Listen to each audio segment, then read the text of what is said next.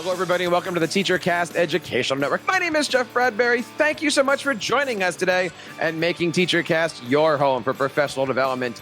This is TeacherCast Podcast episode number 220. Thank you guys so much for making TeacherCast your home for professional development, especially these times of years when we're going through so much as educators. We have distant learning, we have distant classrooms. There's a lot of stuff going on, and there's so many questions to be asked. Today, we're going to be tackling some of these very difficult yet very important topics about distance learning. How do we do it? How do we keep it up? What does mobile learning look like? And today with my guests, we're going to tackle the question of what happens when we go back to school. What will we look like? I want to bring on my first guest today. He's the Chief Product Officer of a great company called Promethean, Mr. Steve Halliwell. Steve, how are you today? Welcome to the show. Hey, I'm doing great, Jeff. I am learning to work in new ways and doing a lot of telecommuting, as well as helping my kids with their homework every day. So we're living distance learning just like the rest of the country. You know, it's not easy being homeschooled. It's not easy teaching distance learning, as of course everybody by now knows. These are things that are just starting to become commonplace. What is life like for you these days? What is it like to homeschool and still work and be a part of this whole educational community? What's going on these days, Steve? Yeah, it's a really good question. You know, just as a little bit of background, my kids go to school in the school district outside of Seattle, where the very first coronavirus deaths occurred in the United States. So we were, I think, the first school district to actually close its doors in the U.S. this year. I can tell you that I see an incredible amount of focus and communication coming out of the school district. And from the very first day, they leaped into action and said, okay, we're going to close the school. What does that mean? We've got to provide lunches. We've got to provide one-to-one devices and internet access. How are we going to create a curriculum? How are we training teachers? How are we going around that? They have been phenomenal at the amount of effort and focus they've put into it.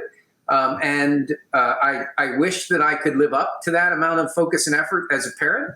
I'm now more than ever much more appreciative of the professionalism and dedication that teachers and administrators have every single day. So my hat's off to them.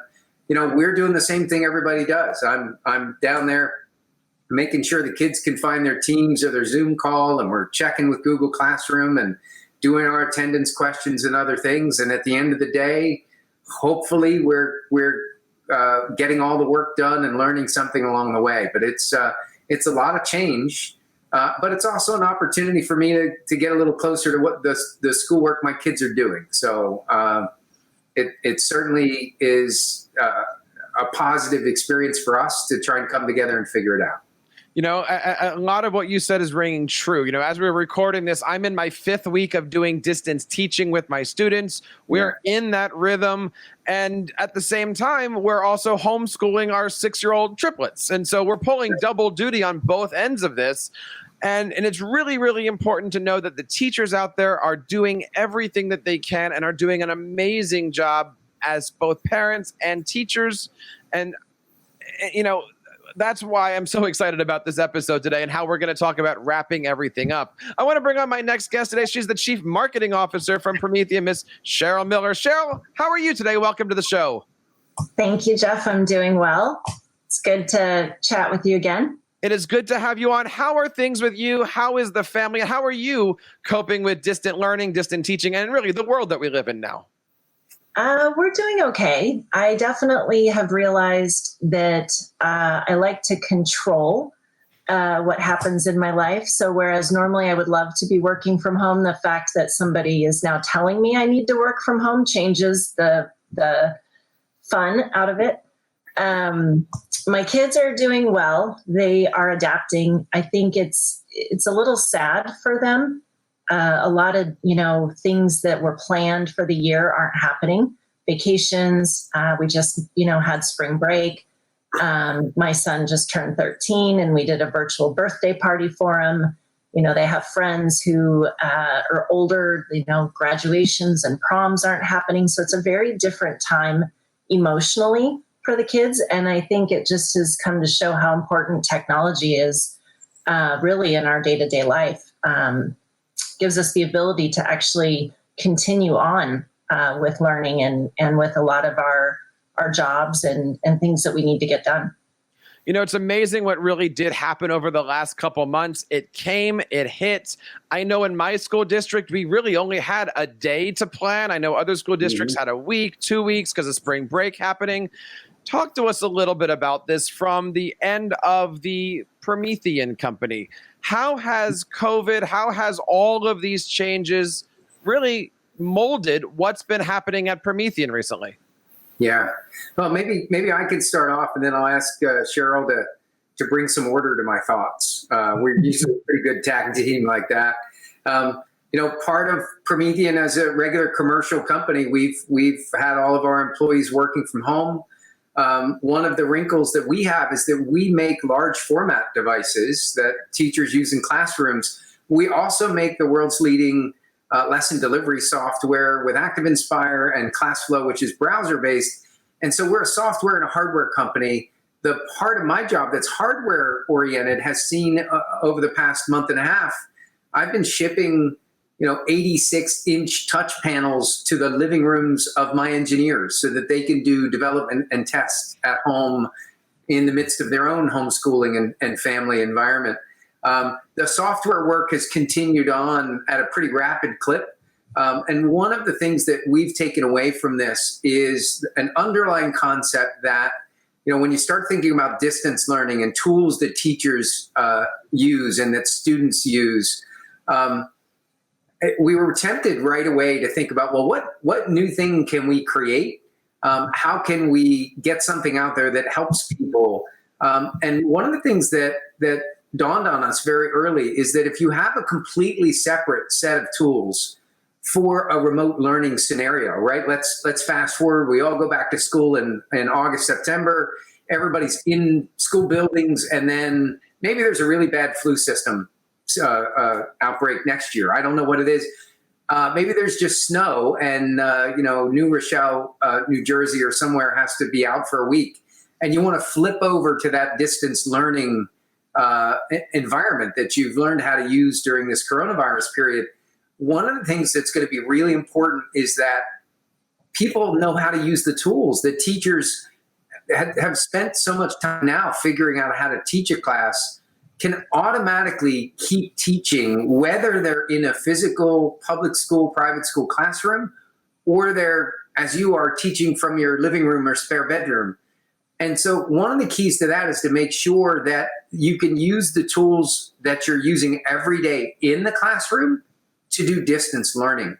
So one of the things that we've been doing and replanning and moving resources around and other things is to put more distance learning capabilities into our classroom tool set, whether it's the panels or it's the software, so that when it comes time to say, oh, tomorrow we're distance learning, maybe the answer is going to be, you know what? That's no sweat. I'm using that same stuff every day. It's just another day teaching for me. So that's one of the kind of findings that we're having and the direction we're trying to take. And it does mean doing a lot of replanning. I had a whole docket of things that we wanted to deliver this year that is now taking a back seat, and we're refocusing. Well, the thing that I'm impressed with overall for, every ed tech company is everyone's ability to stop, reevaluate, and really get the feedback from their users and have this conversation with teachers. So when teachers, as you said, are saying, we like the software or the hardware or the app, whatever it is in the classroom, but now we need this. Talk to us a little bit about what distance learning and this entire environment that we're living in, what has that done for the communication that Promethean has between, your product teams and the classroom teachers? Yeah. As you said, things are changing rapidly now. Yeah, they really are. And Cheryl, I'd love for you to talk a little bit about our close relationship with teachers and our education consultant community, because I think that we got lucky. Promethean has this thing built in that I'd like Cheryl to talk to, that many other companies in ed tech don't have at the scale that we do. I honestly tell you, it's as much about who we think we are and where we come from as an intentional plan. But Cheryl, if you want to, take them through the education consultants group that we have and what that does for us. Yeah, it's been interesting to be a CMO right now. Where your job is to market, as Steve said, a large form factor device that sits in the classroom when no one's in the class. And so it shifts your way of thinking, and you really do put the student and the teacher and that community first in thinking through what's important and how do you balance the things that they need to know about with the right kind of sentiment of what's actually occurring from a health and safety standpoint. And it's delicate, and it's been challenging, but it's also brought, I would say, our own team together very strongly. So we've got a number of education consultants around the globe and a really large group within the U.S. They work every day with the teachers and the community. All of them were previous teachers in past lives. And so through social media, through webinars, through live demos, we still continue to engage and to do training and webinars and try to stay connected to make sure that they're able to utilize our tools, building out their lessons, and making sure that they're staying connected with their students. And so I've seen a ton of really, really good, what we would call resources coming out of the education consultants, whether it could be flip charts or lessons, canned lessons that can be taken and used. So they're actually going and building these out and providing them for the teaching community. And then, as Steve mentioned with the software, we've also seen a pretty big increase in downloads and usage of our lesson delivery software. So we've got, I think, a good connection there. And it's really just figuring out what's the right level of information to be providing, and how do you do it with all the COVID-19 noise that's in the email system right now. But I think having had that group connected socially and digitally already has been a really good resource for our community. Well, I can't echo that more. We have an opportunity here on TeacherCast to interact with hundreds of tech coaches from across the country. These are the educators out there that are the rock stars. They are the ones that are helping not only the teachers that are the high flyers, but they're spending the time on all staff members to make sure that we can take those amazing lessons that we're doing in the classroom. And, using the SAMR model, we substitute what's going on into these digital lessons. Our job has turned, upside down, and it is your tech coaches, it is those go-getter teachers that are out there leading the forefront that's really making this transition very easy. Talk to us a little bit about the program that you guys have. You have educators helping you guys out to really shape what's happening inside of digital classrooms. Yeah, definitely. We've long believed that. We have more than 25 educators that are full-time staff at Promethean. As Cheryl mentioned, some of them are direct out of the classroom in the last 12 months.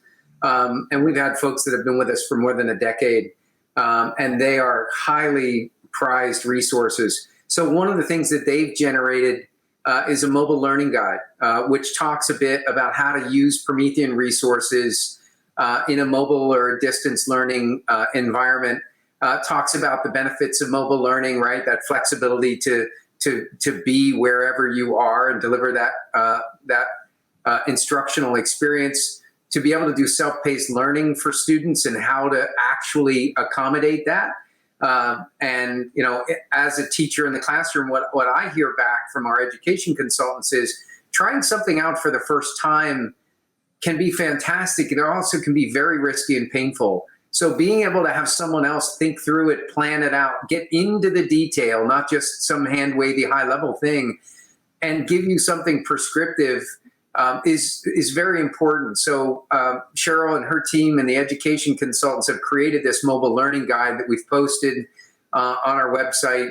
And it's how to focus on one student, not the whole class when you're in that online environment. How to pace yourself as you go through this kind of new experience. just learning how to present, get feedback, not really even so much use the tools, but pace yourself and understand, the new time you have available and how you have to match the lesson to the time available that's a whole new thing as well. So we've tried to grab some of that and pull that together on behalf of teachers and make it available to everybody just by hitting the Promethean website. The other part of this is we know that everybody's going to go back to class. I almost feel like I should say that like it's a big reveal. I'm personally convinced as a parent, I want my kids to get out of the house and I want them to go back to school. I want the professionals, the qualified teachers that know how to teach biology and trigonometry and physics to teach them those things in the classroom environment. Frankly, I want them to see their friends and I want them to have the social support and interactions that they have in schools as well. And so having schools make sure that they make the time to do the professional development that we'll need to do in the summer just before back to school to really make this stuff gel and put it back together. That's super important. And we as a company, we do professional development as well. And we are now working on, what changes do we need to make to our PD so that we can build distance learning or mobile learning into it and deliver that just as part of the normal experience. Because we do think there's a new normal here. And whether it's snow days or a new flu or some other thing, there's a potential here that schools are going to want to say, student X was out sick today. Here's your lesson. You can review it tonight or over the weekend and catch up, or the whole class will be out. And how does that work? So I think the professional development and pursuing that training is certainly important and something we're trying to queue up. And then the other part is just to ease that transition back. We want to make sure that we're making the tech very approachable and basically leading in with that to say, to some extent, we've been able to continue the same teaching practices for years and years and years. But at some point, you get to the point where you say, my classroom should have all one-to-one devices. And those devices should go home with kids and come back, and we should train them how to use them. And maybe that's a great teaching experience that we should incorporate, like more uniformly across my school or my district. And how can Promethean help with that? So we're focused on a bunch of different things there to try and provide support for that. Well, you had mentioned the term a new normal. This is something that I'm hearing a lot pop up, not just on the podcast, but even in, faculty meetings that we happen to have. And, I've been thinking a lot about what is the entrance plan. We've been having these conversations with other tech coaches, and really there's two. There's the what happens if we have to go back to school with a few days left, a week or so left. And then there's the, all right, how do we enter September? Even today, I heard that there's schools that are planning a fall graduation for this year's exiting students. And no one knows what's going on. And obviously right now there are schools that are planning for what happens if we have to go distant learning in the fall for another COVID attack, for another flu attack, for anything like that. Mm-hmm. But, the nice thing about this is, as we mentioned earlier, is all these ed tech companies, including the great work that's happening at Promethean, these conversations are happening. So we know that when this happens again, or if this happens again, the companies are going to be prepared. The apps are going to be better prepared. The teachers, the students, and dare I even say the families are going to be better prepared for all of this stuff. I could absolutely see a time where instead of having a snow day, we just teach from home. And the applications work, the Chromebooks go home, the Windows laptops go home, and everything is absolutely there. Cheryl, what do you think about all of this? Coming up with an entrance plan, going out with, multiple roads coming out of this pandemic that we're on right now. We've been working towards kind of a now and future. And so what are the things that Promethean can do right now to make it really easy for our teachers to engage with students? There's some life lessons that are going on with kids right now in responsibility, time management, planning. It's much more kind of social skills that are being built through this as they're also doing their math and science learnings. And so what does Promethean have today that we can offer to the teachers? So that's been one component. And Steve mentioned the mobile learning guide. We created a website with kind of the one-stop shop stuff for teachers. We've been doing webinars that I mentioned. So that's that. And in the background, what are all the things that we can do to help prepare for when we need to go back to school? And that could be from many different areas. So in the case of distance learning every day, so we do have a snow day, and instead of it being a day off, it is now we switch to distance learning. And how do you go from the panel in the classroom and the learning in person to taking that home at night and doing your homework to the next day where you're doing remote teaching or remote learning? And how do we work, that seamlessly? It could be from an IT professional's perspective where maybe they're going to want to come in and actually do updates and upgrades, or get their ed tech more solidified in the classroom and be able to manage their panels and devices a little bit better and more seamlessly, so that when those transitions occur, it's easier to manage. And so we've been working on what would a compressed learning environment look like? What if when we come back from this, we find that the achievement scores from students and, being homeschooled and the parents taking some of the leadership isn't as good as in the classroom? And what would that look like? And so how would compressed learning happen, or accelerated learning, to those seamless transitions between in the class and at home? And then also just in the management of the products and the management of the classroom from a technology perspective. One of the things that has been a theme, I think, both in social media, in meetings, and in life right now, is trying to lead a group of educators without really knowing that path. Talk to us a little bit about your thoughts, not only just as an ed tech company that's trying to lead and be innovative, but really nobody knows what's going to happen, what's it going to look like. You're creating hardware and software, but at some point in time, as you mentioned, software that needs to go home without the hardware. And with us as teachers, we don't know what this is going to look like. We don't know how this is going to work. And tomorrow, the features of the apps that we're using might be completely different. So how do you prepare professional development? Steve, talk to us a little bit about the importance of leadership and what does it take to really be successful when you really don't know what's in front of you? Yeah.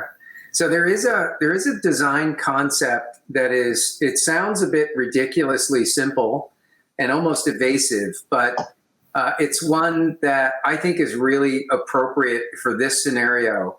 And that is simply that there are scenarios where you are designing a solution and you know that there are unknowns, right? There are other design scenarios where you do understand completely what the thing is that you're trying to build, and you can go and you can build that.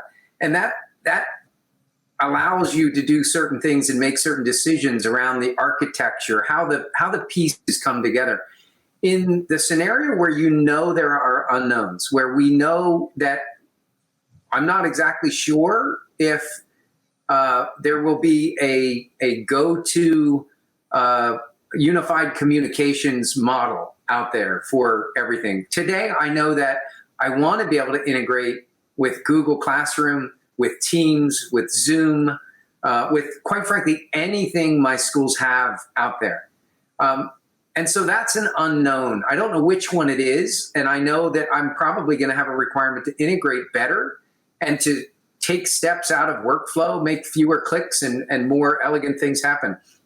So we're doing architecture and product planning from the perspective of saying there are specific things we don't know. Let's recognize what they are, and let's create architectures that can change and be updated when we do get that information.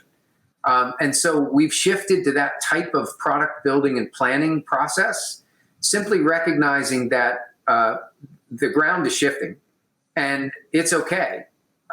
we'll create what's called a loosely coupled system so that we can make these changes as appropriate later without terrific expense or without impact on the customer side. And that's really one of the things we've been internalizing, and that I've been talking to my team about as a leader in the group, is to say, okay, by the way, I don't have the answers either. I've had plenty of people ask me. I have no idea. I have some opinions, but I'm going along with this just like everybody else, of course. But I can recognize that I don't have the answer. Therefore, we're not going to know. We should create a loosely coupled system. If I have to take something out and replace it with something else later, then let's build the system specifically to do that.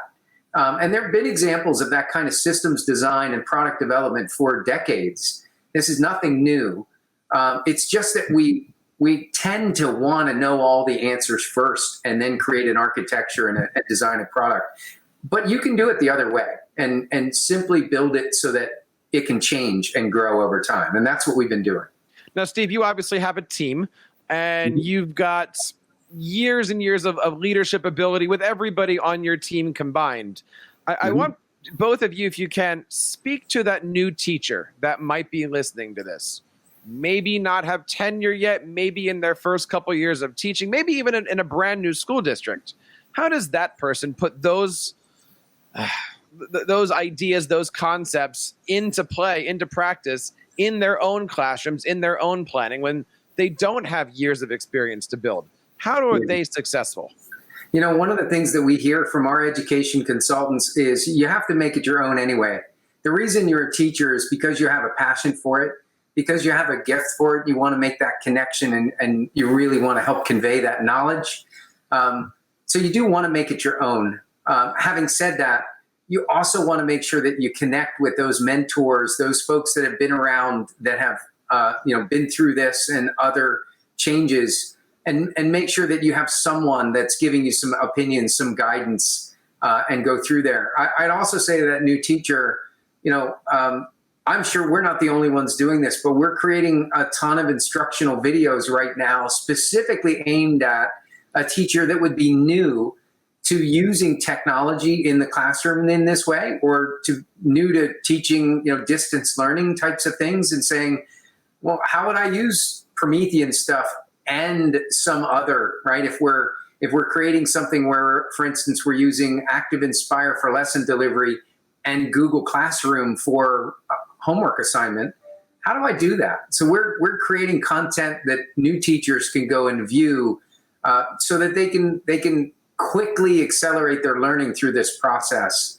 And hopefully they'll still be able to provide their own unique perspective and skill and personality and passion with that, because I think that's what really makes education come alive. Cheryl, what do you think? I think Steve's spot on. I think the Promethean Academy and as you mentioned, the videos that are being posted, those are very helpful. I'm also a planner, and so I've been working with my kids a lot about, kind of the ounce of prevention type of thing, and really just trying to map it out. And so if I was new coming in, I would want to tap into resources that are available to me, talk to my mentors, and then build out my own map or my own plan for how I would like to put something forward. And then you adjust from there. I've noticed over the last couple of weeks that, the first week of homeschooling or of remote learning was a little rocky. The second one's gotten better. This third one, everything Monday morning, we had all the emails out. Here's what you need to know for the whole week. And so I do think that a little bit of practice and making sure that you've mapped out that plan would be beneficial. Guys, first of all, I want to say thank you both for coming on and returning onto TeacherCast. What I know after going through at least 5 weeks of this, looking down many, many more to come, and possibly some into next year, is I think it's okay that I don't know what's going on. That keeps me on my toes, but that also allows me to have that flexibility as a teacher. I think, as we said here, when you're first getting into distance learning, you really do want to take everything you're doing and you're used to and putting it in a new environment. Sometimes that works, sometimes that doesn't. But what helps us out is to have software applications like, as you had mentioned, Google Classroom, something that can be completely malleable back and forth. And of course, all the great software solutions from Promethean that is able to be changed to not just be a classroom solution, but really an at-home solution. Mm-hmm. Guys, I want to give you guys the last word here. I'll start with Cheryl, but where do you see the education world? I'll even say 6 months, right? Because as we're recording this right now, we know that the ISTE conference is not in the summertime. It's now in the fall. Where do you see things when we meet each other again in Anaheim at ISTE in November? In November, I think I'm just trying to see what's going to happen in like August, September. I believe we will go back to the classroom, as Steve said. I believe we'll go back with some good learnings of ways that we can grow engagement with students. And we can do that both in and out of class. And so I do think that new norm is going to be a combination, and EdTech is right at the forefront of that. For ISTE, I still am going pretty strong on ISTE planning. I'm looking forward to being there and having a good event. I think by then, if the curve continues to flatten and things do get back to normal and people feel safe, I actually think ISTE could be a really big event. It could be the first time that people in the education space come together. And so where some people are thinking that, there might be some hesitation, I think it could be like, let's go find out what do we need to do and get our stuff in order for 2021. So I'm maybe more optimistic or bullish in the sense of when we come back, we're going to come back, I think, stronger. Mm-hmm. Yeah, I would echo that, Cheryl. I think to be, because I like to build things for a living, I have to be optimistic that it'll work out. Otherwise, I would never start. And so part of that optimism, when I look at November, I think we come back to school as a country that has a deeper appreciation for the everyday challenges that school systems, that teachers and administrators have. And then we recognize those things. I anticipate that we should have new legislation passing through Congress to provide real and specific funding to help improve our public school system. I think that this is a great wake-up call for our entire country as parents, as teachers, to pay attention to this incredibly important thing that happens every day like clockwork all around us, almost like this unseen, magical, hidden thing. Well, we're now all having to see it and pay close attention to it every day. I think what happens is we go back to school. I think superintendents get more funding for better technology programs, for better teacher training.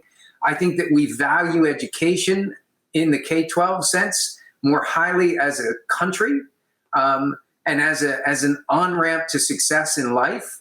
And we end up treating education as the mission-critical, life-critical thing that it deserves to be. And we see even more innovation happening as a result of this learn from home, distance learning thing. I think we start hearing education in more conversations about everything. That education and what we do with our kids from K through 12 is critically important, and we should pay attention to this very frequently, whether it's funding or it's engagement or it's other types of things. I'm optimistic that we'll be having those kinds of conversations in November, and willing to look a little silly. Maybe in November we can unearth this podcast and have a few laughs about it. But I'm hopeful that that's where we are as a result. I certainly am hopeful with all of that too. I've been thinking about the fact that ISTE's now in November going, but the fact that you're now breaking apart that first semester that we're coming back to and just saying, okay, where are we? Where are we going? Where are things going to be just in case? And if then that. But again, we don't know what's happening. And I'm glad that we're having these conversations. I'm glad that teachers are coming together to talk about this. I'm glad that at least on TeacherCast, tech coaches are coming together, principals are coming together, ed tech companies are coming together. And I want to say thank you guys for taking the time to be on the show today and support this very, very important topic. Cheryl, Steve, thank you so much for your time. I'll leave you guys the last words here. Where can we go to learn more about Promethean, and how do we get connected with your great company? You can visit us at www.prometheanworld.com, or you can search for the Promethean Academy, which would be academy.prometheanworld.com. Both of those are options. And of course, we're going to have those links and all of this great stuff to Promethean and PrometheanWorld.com on our show notes.